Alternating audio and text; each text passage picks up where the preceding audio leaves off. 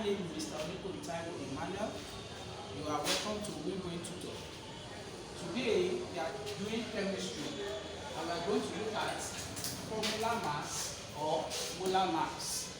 Formula mass or molar mass. Sometimes in chemistry, in calculation involving chemistry, you may be requested to calculate molar mass.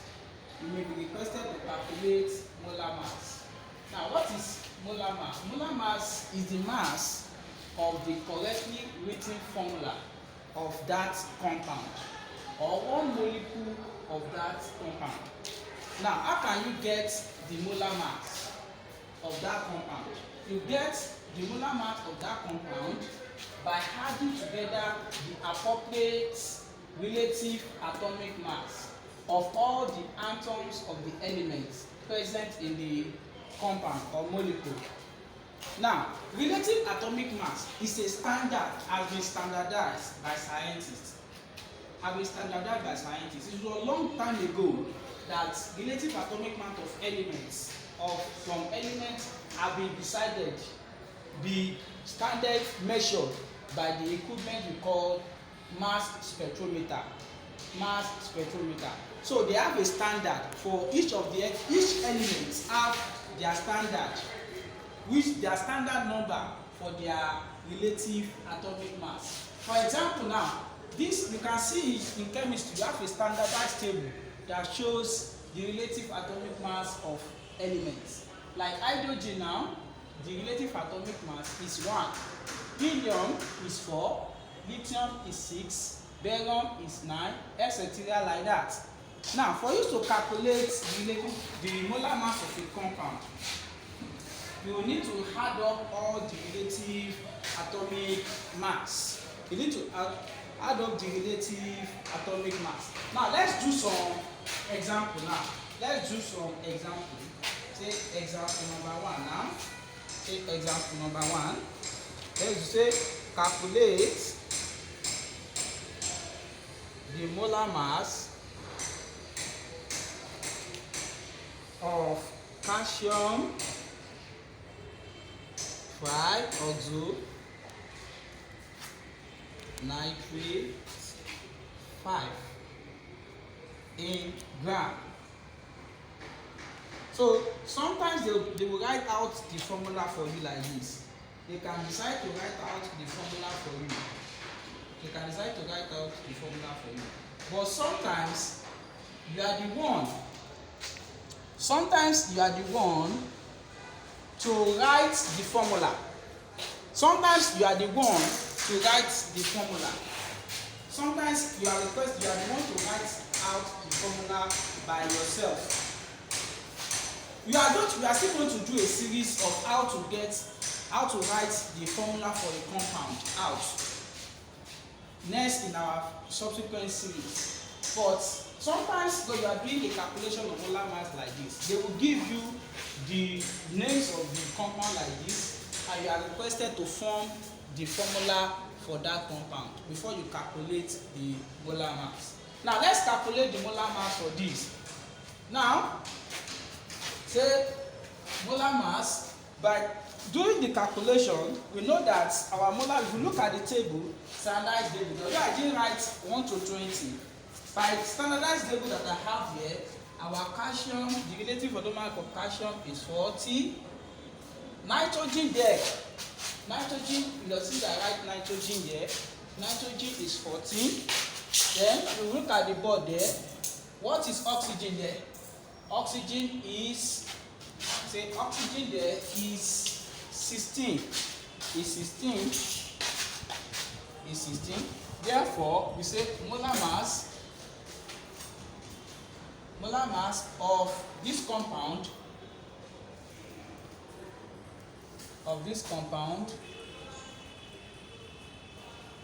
will be equal to, we start with calcium. The calcium is 40, say plus, then you put the open bracket, what is nitrogen? Say 14 plus, this is 3, you multiply by the oxygen relative atomic number, that will be times 16.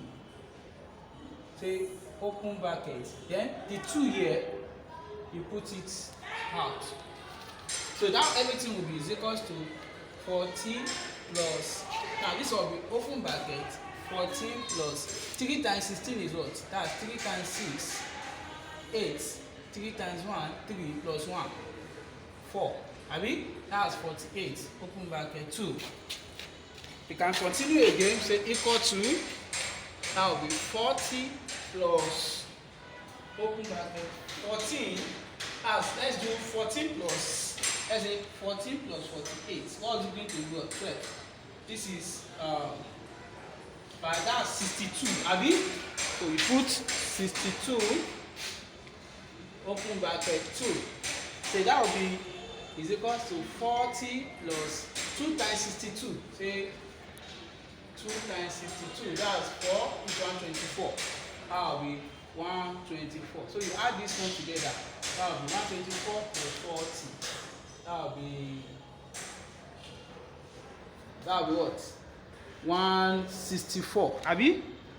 That will be 164. So that's 164 grams.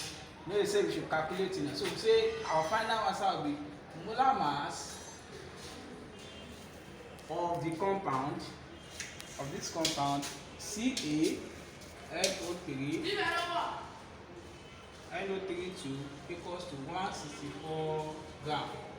So we say 164 gram. So that is how to calculate molar mass. Now let's do another second example. Let's do another second example. Say example 2. Now this one will contains crystalline water. Say calculate the molar mass of magnesium tetraoxosulfate 6 hepta. Say heptahydrate